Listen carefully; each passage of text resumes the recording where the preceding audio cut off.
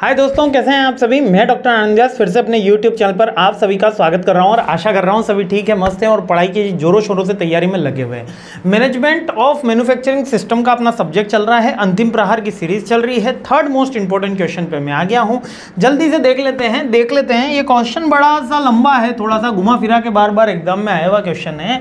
ये बोल रहा है मैन्युफैक्चरिंग का टेक्नोलॉजिकल और सोशियो इकोनॉमिक डेवलपमेंट में क्या फायदा है। सोशियो और इकोनॉमिक यानी सोसाइटी या इकोनॉमिक वाइज क्या डेवलपमेंट में फायदा है, याद रखना।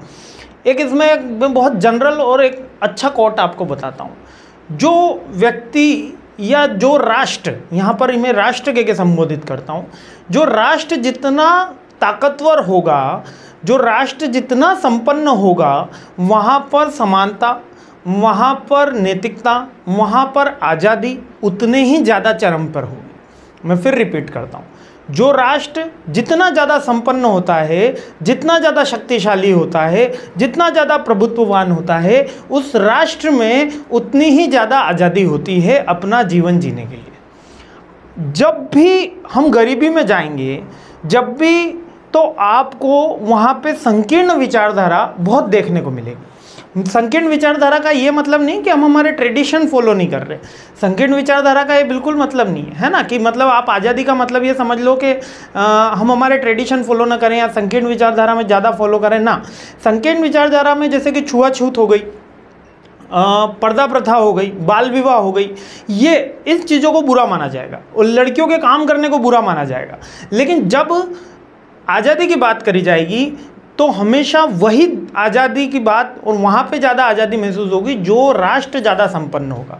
राजा विक्रमादित्य के बारे में कहा जाता है कि जब वो शासन में थे तब हर घर में अमीर थे। तो उस समय नारी का जो कहा जाता है कि हमेशा नारियों की पूजा स्टार्टिंग से रही और हर घर में सम्मान दिया गया। मतलब कि नारी शिक्षा नहीं होती थी इंडिया के अंदर, ये मिथ है।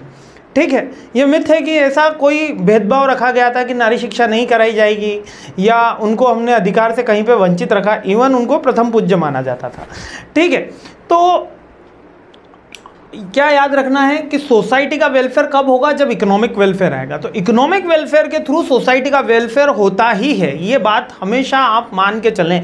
यदि आपको किसी भी सोसाइटी को डेवलप्ड करना है तो पहले उसकी इकोनॉमी डेवलप्ड होनी चाहिए। अगर इकोनॉमी डेवलप नहीं होगी तो वो सोसाइटी कभी भी डेवलप नहीं हो पाएगी।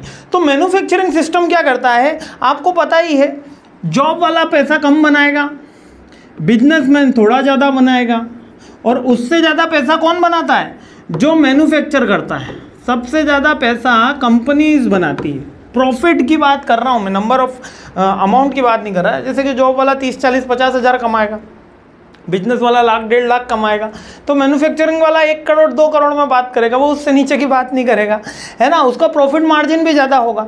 तो मैन्युफैक्चरिंग जो इंडस्ट्री होती है, अब यहाँ पर क्वेश्चन समझना, क्वेश्चन ये पूछने की कोशिश कर रहा है कि मैन्युफैक्चरिंग हब बना के, यानी कि ऑपरेशनल मैनेजमेंट आपने सब्जेक्ट लिया है ना, उसमें मैन्युफैक्चरिंग का अपना सब्जेक्ट है। तो ये मैन्युफैक्चरिंग की इंप्रूवमेंट करने से क्या राष्ट्र का भला हो सकता है, क्या देश का भला हो सकता है, क्या विश्व का भला हो सकता है। तो बिल्कुल हो सकता है, क्योंकि ग्रोथ जो है, अमाउंट जो है, मनी जो है, वो मैन्युफैक्चरिंग हब बन के निकलेगी।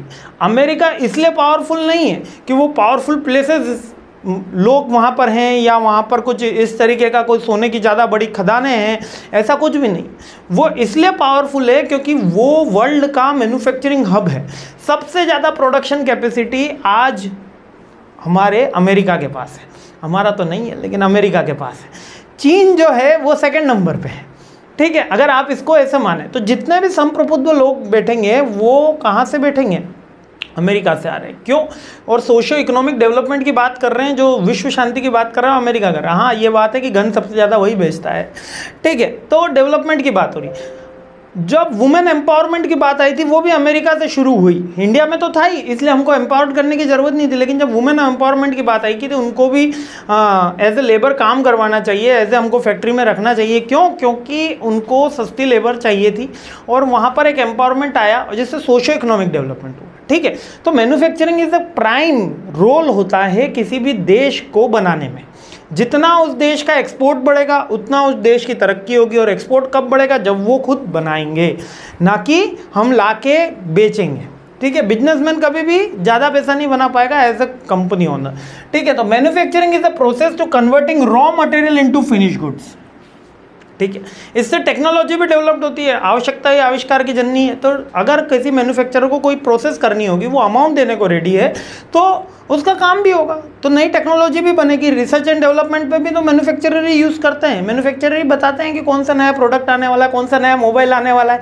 हम थोड़ी उनको सजेस्ट कर रहे हैं कि हमें इस तरीके का चाहिए। मैन्युफैक्चरर खुद R&D पे वर्क करके हमको नए लेटेस्ट प्रोडक्ट अवेलेबल करा रहे हैं। ठीक है, तो टेक्नोलॉजिकल डेवलपमेंट होता है। सोशियो इकोनॉमिक डेवलपमेंट का मतलब क्या है?